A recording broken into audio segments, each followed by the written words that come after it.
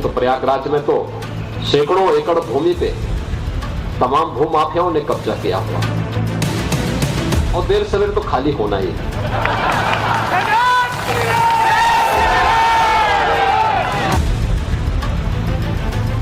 संवैधानिक पोस्ट पर रहकर इस तरह की वाहियात बात वो करते हैं। और उत्तर प्रदेश में 95% वक्फ प्रॉपर्टीज जो है वक्फ बाय यूजर है।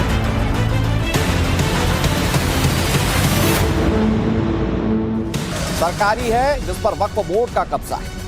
उत्तर प्रदेश में अलग अलग वक्फ बोर्ड के पास 14,000 हेक्टेयर जमीन है, लेकिन सरकार के मुताबिक इसमें से 78% जमीन सरकारी है जिस पर कब्जा जबरन किया गया। मैं एक बार फिर से आपको बताता हूं, उत्तर प्रदेश वक्फ बोर्ड के पास 14,000 हेक्टेयर जमीन है और सरकार जो दावा कर रही है इसमें से 78% जमीन सरकारी है जिस पर कब्जा जबरन किया गया है। लखनऊ में जेपीसी की बैठक वक्फ बोर्ड संशोधन कानून पर मुस्लिमों की राय और सुझाव लेने के लिए हो रही थी और इसी में उत्तर प्रदेश सरकार के अधिकारियों ने यह रिपोर्ट पेश कर दी। रिपोर्ट में यहां तक कहा गया कि लखनऊ का छोटा इमामबाड़ा, बड़ा इमामबाड़ा, बेगम हजरत महल पार्क, इन जैसी जमीनें भी उत्तर प्रदेश सरकार की ही हैं।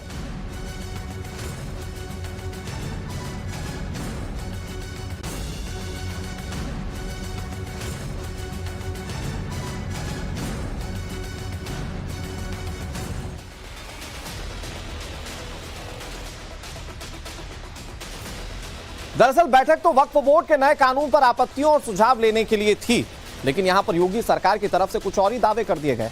दावे मैं आपको बताने की कोशिश करता हूं। दरअसल उत्तर प्रदेश में वक्फ की करीब 2,25,000 संपत्तियां हैं। 78%, 2,25,000 में से 78% सरकारी जमीन है जिस पर वक्फ का कब्जा है। 11,000 हेक्टेयर सरकारी जमीन है जिसको हड़पने का आरोप लग रहा है। 58,000 वक्फ संपत्तियां श्रेणी 5 और श्रेणी 6 की है जो जानकारी मिल रही है। श्रेणी 5 और श्रेणी 6 में सरकार और ग्राम सभा की जमीन आती है। इसमें आवास विकास, एलडीए, एएसआई की जमीन का भी दावा है। तो ऐसे में जो वक्फ संशोधन बिल सरकार लेकर आ रही थी जिस पर वक्फ की मनमानी पर लगाम लग जाता, जिस पर चर्चाएं हो रही थी, उस पर उत्तर प्रदेश सरकार ने वक्फ का आईना दिखा दिया कि देखिए साहब क्यों जरूरी है वक्फ की मनमानी रुकना। अब आपके सामने ये 4 तस्वीरें, क्या हुआ ये पूरा घटनाक्रम इन 4 तस्वीरों से समझ जाएं। जेपीसी की बैठक जिसमें एक नया मुद्दा सामने आ गया। पूरे देश में जेपीसी की बैठकों की चर्चाएं होती हैं क्योंकि वक्फ संशोधन कानून जिसे सदन के पटल पर रखा गया था और उसको जेपीसी के पास भेज दिया गया और इस पर बैठकों का सिलसिला जारी है। मुस्लिम पक्ष अपनी बातों को लगातार रखता है। लखनऊ में मुस्लिम पक्ष अपनी बातों को रखने पहुंचा था, लेकिन सरकारी अधिकारियों ने बता दिया कि वक्फ कर क्या रहा है। असल में वक्फ की 78% जो जमीन है उत्तर प्रदेश के अंदर जिस पर दावा वक्फ करता है वो सरकारी जमीन है, यानी कि ये कब्जाई गई जमीन बताई जा रही है।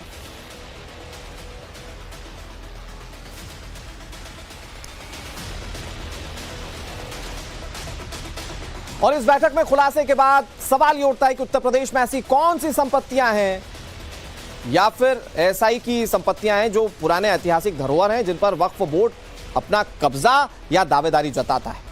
आपको जानकर हैरानी होगी कि इसमें लखनऊ का बड़ा इमामबाड़ा शामिल है, इसमें छोटा इमामबाड़ा, जामा महल मकबरा, नादान महल मकबरा जिस पर वक्फ अपनी दावेदारी करता है।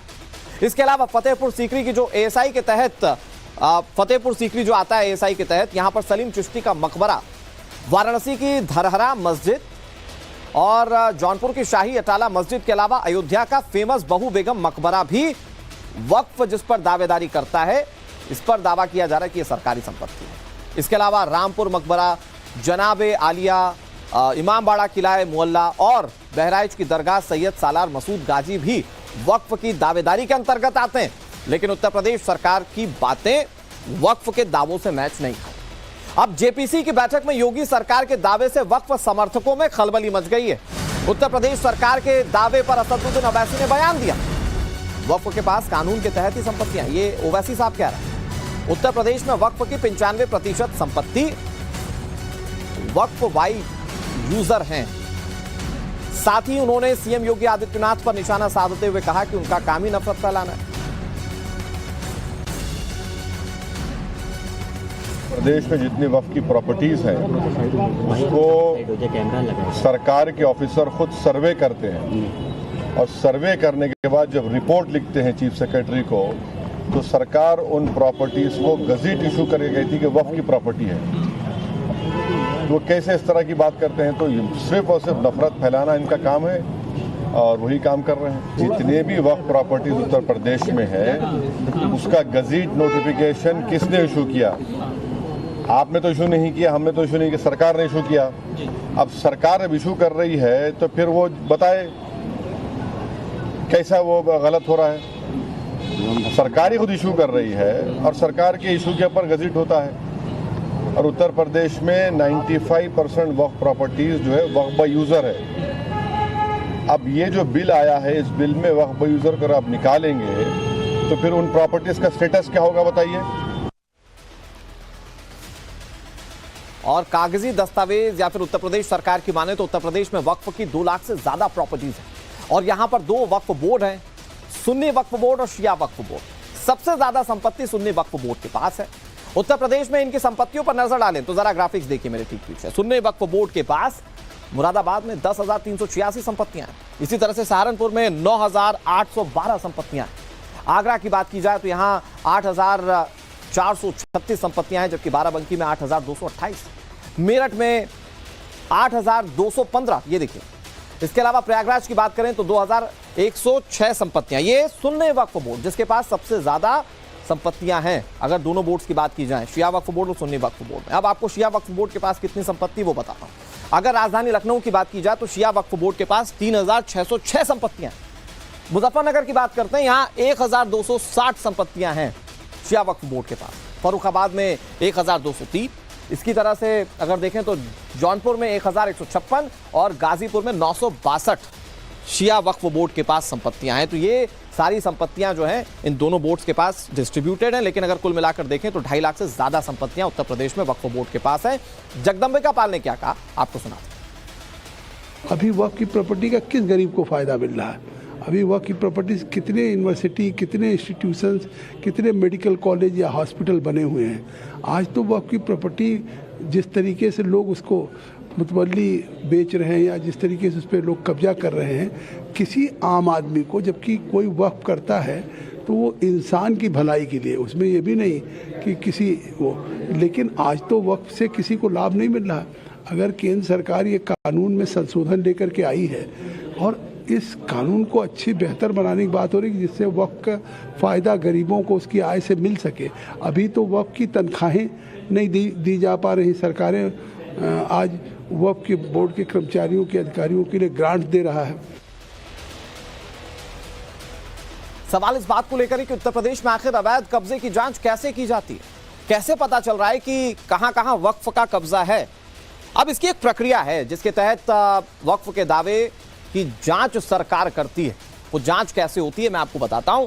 देखिए, जो वक्फ दावा कर रहा था उस दावे पर सरकार का अपना दावा है और सरकार जो दावे करती है वो कैसे, किस बिना पर करती है, मैं आपको बताने की कोशिश करता हूं। वक्फ के दावे पर सरकार जांच करती है। वक्फ कहता है जमीन हमारी है, सरकार जांच शुरू करती है। इस दौरान 1,359 फसली रिकॉर्ड के तहत दस्तावेज खंगाले जाते हैं, मतलब पूरे दस्तावेजों के आधार पर वेरीफाई किया जाता है। 1,359 फसली में सभी जमीन सरकारी और तालाब दर्जे की होती हैं। इसके बाद दावों का मिलान 1952 के राजस्व रिकॉर्ड से किया जाता है और फिर वक्फ बोर्ड के दावों की जांच की जाती है। ऐसे पता चलता है जमीन वक्फ की है या नहीं है। साथ ही उस शख्स की जांच की जाती है जिसने संपत्ति वक्फ को दी है या जो दावा कर रहा है कि संपत्ति वक्फ की है। इसी तरह से जांच के दायरे में सच्चर रिपोर्ट में आई 60 संपत्तियों की भी जांच की जाती है जो वक्फ की पाई गई थी, लेकिन बाद में ये 60 संपत्तियां भी सरकारी जमीन निकली थी। तो ये पूरी एक प्रक्रिया होती है जिसके तहत जांचा जाता है कि संपत्ति वक्फ की है या नहीं है। और जो सबसे इंपॉर्टेंट बात यह है कि 70% से ज्यादा वक्फ के दावे की जमीन उत्तर प्रदेश में सरकारी है, वक्फ की नहीं है।